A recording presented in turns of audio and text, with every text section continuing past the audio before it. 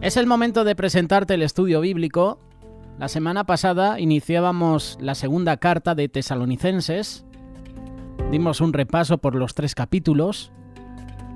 Hoy, versículo a versículo, unas semanas estaremos con esta carta, donde hoy empezamos con el capítulo 1 y en el versículo 3 hay un título para esos versículos. Dios juzgará a los pecadores en la venida de Cristo. Me detenía en el versículo 6 en adelante que dice: porque es justo delante de Dios pagar con tribulación a los que os atribulan, y a vosotros que sois atribulados, daros reposo con nosotros cuando se manifieste el Señor Jesús desde el cielo con los ángeles de su poder. Meditaba en esos versículos, la importancia de permanecer firmes en lo que hemos creído, firmes sobre la roca inconmovible que es Cristo. Él nos da fuerzas cada día para soportar injusticias, para soportar maltratos y también persecuciones, porque sabemos que Dios es justo y que Dios está atento a todo lo que nos ocurre día tras día. Es más fácil tomar la justicia en nuestras manos cuando nosotros o nuestros seres queridos son lastimados. Pero debemos recordar que podemos experimentar descanso cuando lo dejamos en las manos del divino juez.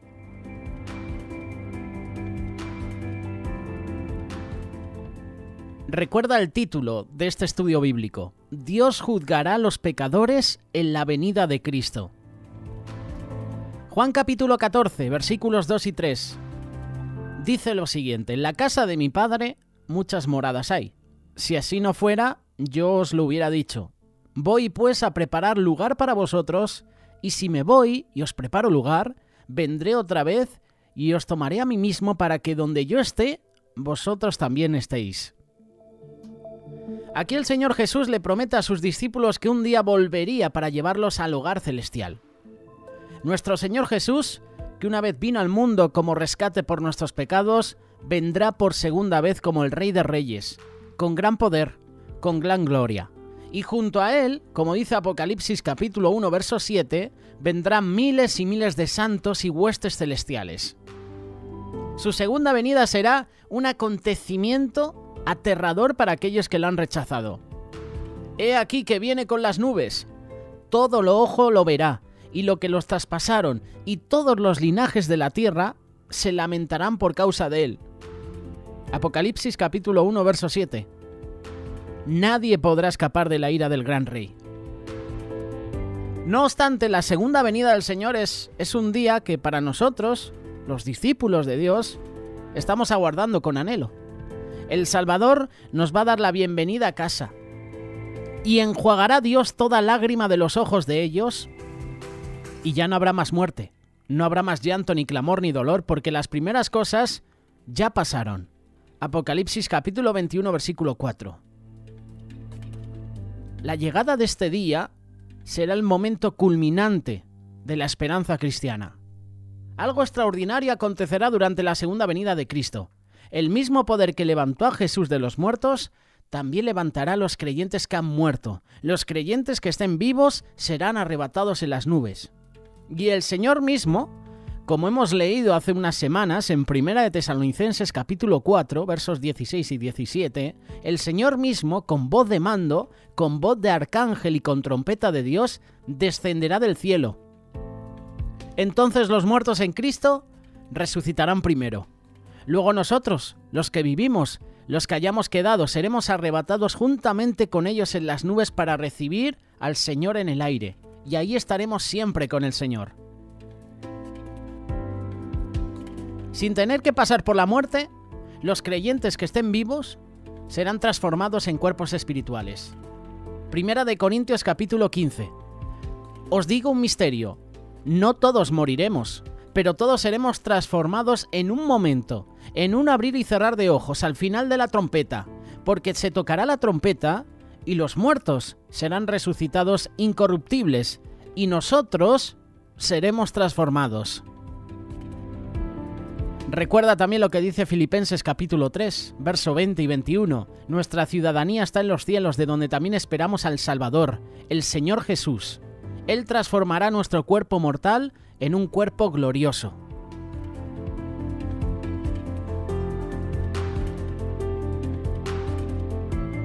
Como estamos leyendo en este estudio bíblico, 2 de Tesalonicenses capítulo 1, verso 7, el título que recibe estos versículos es Dios juzgará a los pecadores en la venida de Cristo. Dios juzgará a los incrédulos. Cuando se manifiesta el Señor Jesús desde el cielo de los ángeles de su poder, lo hará en llama de fuego si sigues leyendo los siguientes versículos, para dar retribución a los que no conocieron a Dios ni obedecen el Evangelio de nuestro Señor Jesús. Estos sufrirán pena de eterna perdición, excluidos de la presencia del Señor y de la gloria de su poder. Yo cuando leo esto me da temor. Me da temor porque tengo amigos, tengo familia que no conoce a Cristo. Y saber que irán a condenación eterna si yo no les predico el Evangelio, si no conocen a Jesús. En varias ocasiones hemos mencionado que oramos al Señor, o incluso el pastor de la iglesia hace un llamado a predicar el Evangelio a todas las naciones y nosotros levantamos la mano en la emoción del momento. Pero si no estás dispuesto a predicar el Evangelio a tus familiares inconversos, ¿para qué vas a ir a las naciones? Hazte la pregunta. ¿Realmente quiero ir a las naciones a predicar el Evangelio? ¿A que mucha gente conozca a Dios? ¿Realmente quiero hacer eso? Porque si no se lo haces a tu vecino, a la persona que tienes más cercana a ti, que la persona más cercana a ti es tu familia, son tus seres queridos, después de tus seres queridos es el vecino a lo mejor de tu piso, es tu compañero de trabajo. Si a ellos no les compartes el Evangelio, menos lo vas a hacer a las naciones. ¿Por qué quieres ir a las naciones si no predicas el Evangelio a las personas que tienes cerca? Es que ponte a pensar, los pecadores que no han recibido la expiación de Jesús tendrán que soportar la consecuencia del pecado, y es muerte eterna. Y yo no quiero tener un familiar o un ser querido condenado a muerte, sabiendo que la paga del pecado es muerte, sabiendo que yo sé que si él no se pone a cuentas con Dios, va a sufrir el castigo. En el día del juicio, nosotros, los discípulos de Dios, de Cristo, seremos salvos. Seremos salvos de esa ira de Dios. Seremos redimidos de los pecados. Pero ¿qué pasará con esas personas que no conocen a Cristo? Sabemos lo que pasará, pero ¿qué será de ellos? Los que son salvos verán a Jesús, el Rey, cara a cara. Y Él les dirá: venid, benditos de mi Padre, heredad del reino preparado para vosotros desde la fundación del mundo. Mateo capítulo 25, versículo 34. Además nos dará esa corona gloriosa, esa recompensa por ese servicio fiel que hemos realizado. Nosotros tendremos la ciudad celestial y viviremos en esa espléndida gloria con Dios. Pero ¿qué pasará de las personas cercanas a nosotros que dan la espalda a Cristo, que no quieren saber nada de Dios?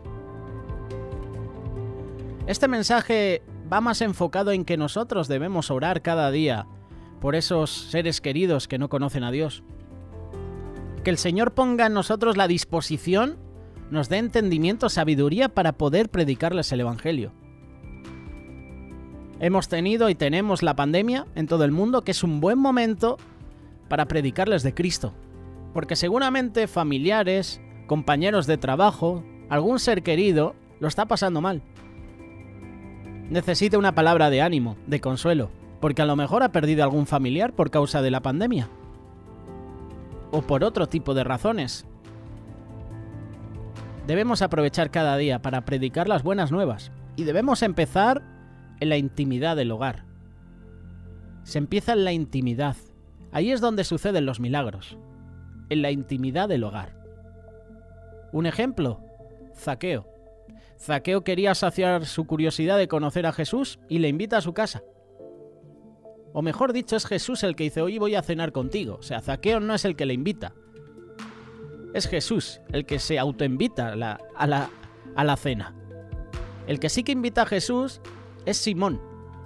Simón el fariseo. Este sí que invita a Jesús. Y sabemos lo que sucede, ¿no? Invita a Jesús y Simón pasa totalmente de su invitado.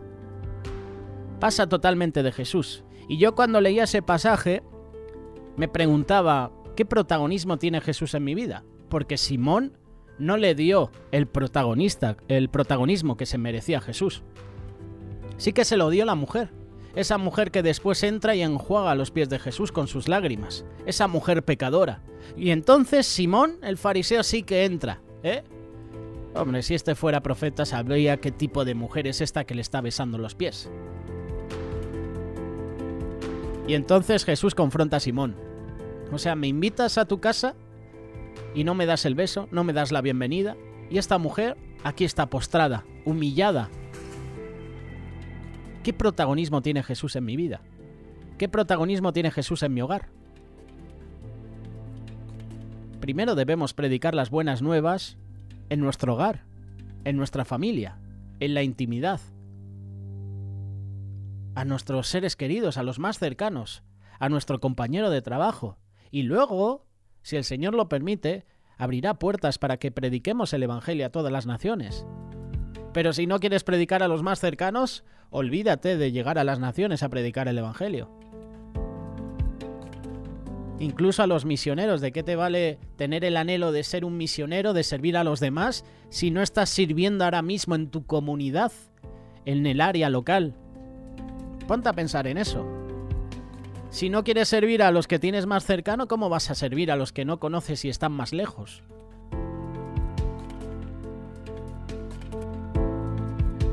Nadie sabe cuándo será el juicio de Dios, pero cuando llegue, grandes desastres sin precedentes vendrán sobre la tierra. Cuando digan paz y seguridad, entonces vendrá sobre ellos destrucción repentina. Dolores a la mujer encinta y no escaparán. Yo no quiero esto que acontezca a mis seres queridos, a mi familia, a mis amigos. Si yo no quiero esto para su vida, yo tengo que hablarles del amor de Cristo. Es el tiempo de hablar de Cristo a esas personas que no lo conocen. Es tiempo de predicar a Cristo a tiempo y fuera de tiempo. Es tiempo de aceptar a Cristo ahora mismo. Jesús murió para salvar a los hombres. Resucitó de entre los muertos y hoy llama a todo hombre al arrepentimiento y a creer en Él. De tal manera amó Dios al mundo, que ha dado a su Hijo unigénito para que todo aquel que en Él cree no se pierda, sino que tenga vida eterna. Cree, no crea. A veces no sabemos el versículo en memoria y a veces decimos crea. No, cree. Diariamente. Crea es tiempo pasado. Un momento, un instante. Pero cree es algo presente, futuro. Todos los días tenemos que creer en Cristo. Dios no envió a su Hijo al mundo para condenar al mundo, sino para que el mundo sea salvo por Él. El que cree que no es condenado, pero el que no cree ya ha sido condenado porque no ha creído en el nombre del unigénito Hijo de Dios. Juan capítulo 3, versos del 16 al 18. Yo puedo predicar de Cristo a mi hermano, a mi hermana, a mis compañeros de trabajo. Y les puedo hacer la invitación de aceptar a Cristo en sus vidas, para que no haya condenación. Por eso el título de 2 de Tesalonicenses, Dios juzgará a los pecadores en la venida de Cristo. Y todos somos pecadores.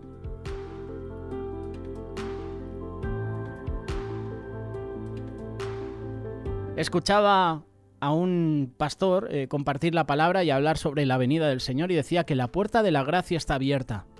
Y debemos entrar por la puerta de la salvación mientras haya oportunidad.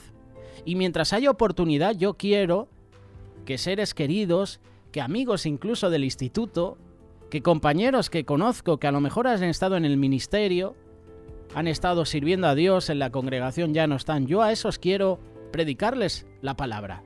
La semilla se les envió, se les compartió de Cristo. Y ellos saben.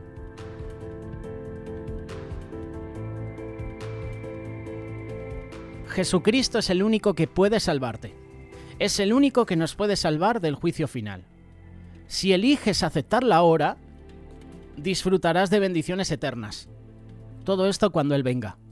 Si lo rechazamos, vendrá condenación eterna. Vendrá el llanto y el crujir de dientes.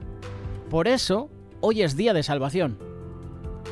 Hoy es el tiempo de acercarnos a Dios, de arrepentirnos de nuestros pecados, de reconocer su grandeza, de reconocer su majestad y de hacer como esa mujer, humillarnos ante sus pies, enjuagar sus pies con nuestras lágrimas, darle el protagonismo a Jesús que se merece, no como hizo Simón el fariseo, que le invita a su vida y pasa de él. No, eso no.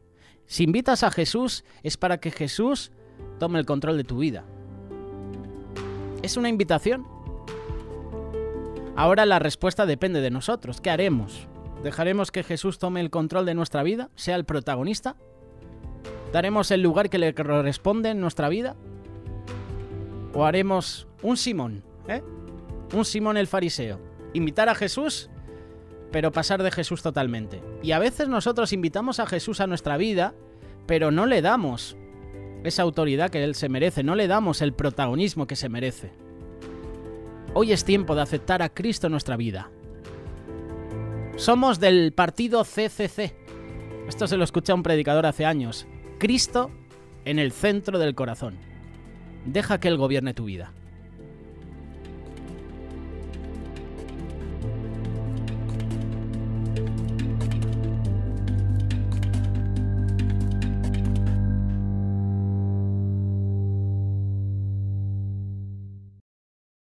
Radio Solidaria, una radio comprometida.